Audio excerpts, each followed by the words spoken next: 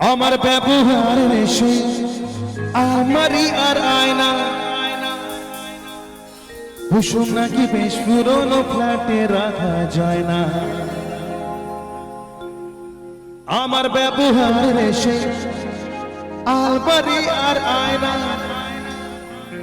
শিশু নাকি বেশ পুরনো ফ্ল্যাটে রাখা যায় না।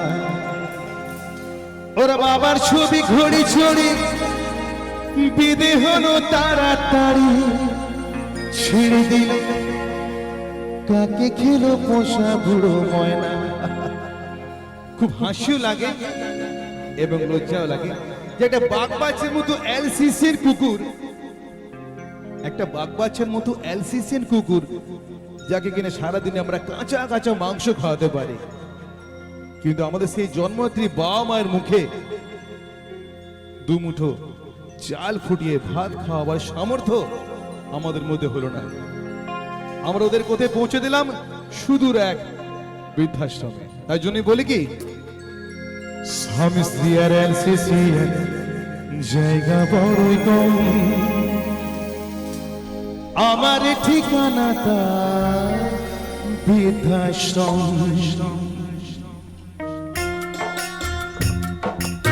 একবার সর্বত নচিকেতা সেরে জোরে জোরে হাত তালিও, যিনি এই গানটা আমাদের উপহার দিয়েছেন।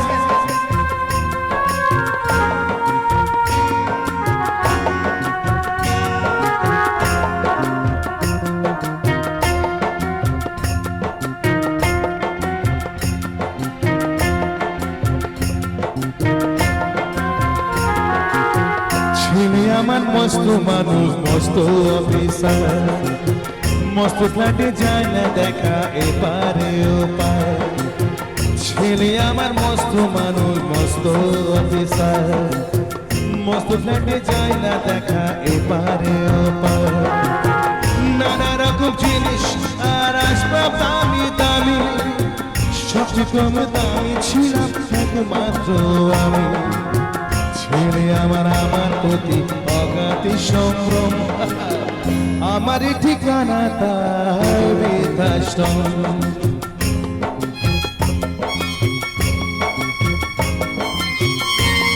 এইভাবে আমাদের বাবা মায়েরা যখন বৃদ্ধাশ্রমে থাকে তখন তারা মনে করে আমাদের ছোটবেলার কথা, আমাদের যখন নিজের হাতে খাইয়ে দিত আমরা খেতে পারতাম না, সেই সব কথা তারা ওখানে বসে মনে করে।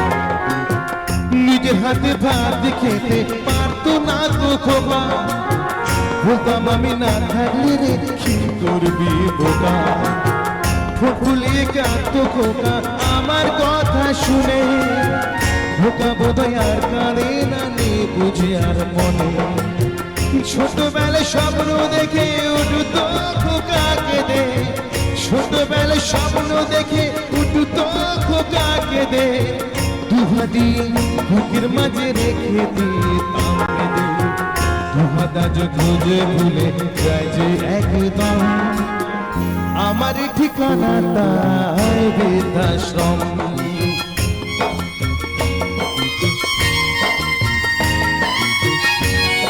আমাদের মধ্যে সন্তানের একটি কথা ভুলে যায় যে আজকে আমরা বাবা মাকে বৃদ্ধাশ্রমে পাঠাচ্ছি ঠিকই, কিন্তু এক না একদিন আমরাও কারো বাবা হব, আমরাও কারো মা হব, এই কথাটা আমরা ভুলে যাই।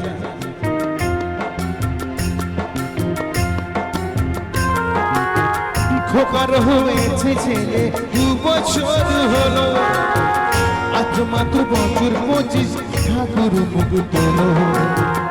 100 বছর বাঁচতে চাই এখন আমার সাথ, 25 বছর পরে খোকার হবে 59। আশ্রমের ঘরটা ছোট, জায়গা অনেক বেশি, আশ্রমের ঘরটা ছোট, জায়গা অনেক বেশি।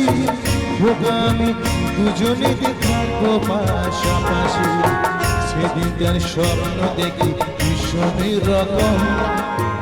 মুখোমুখি আমি খোকার বৃদ্ধাশ্রম, মুখোমুখি আমি খোকার বৃদ্ধাশ্রম, মুখোমুখি আমি খোকার বৃদ্ধাশ্রম, মুখোমুখি আমি খোকার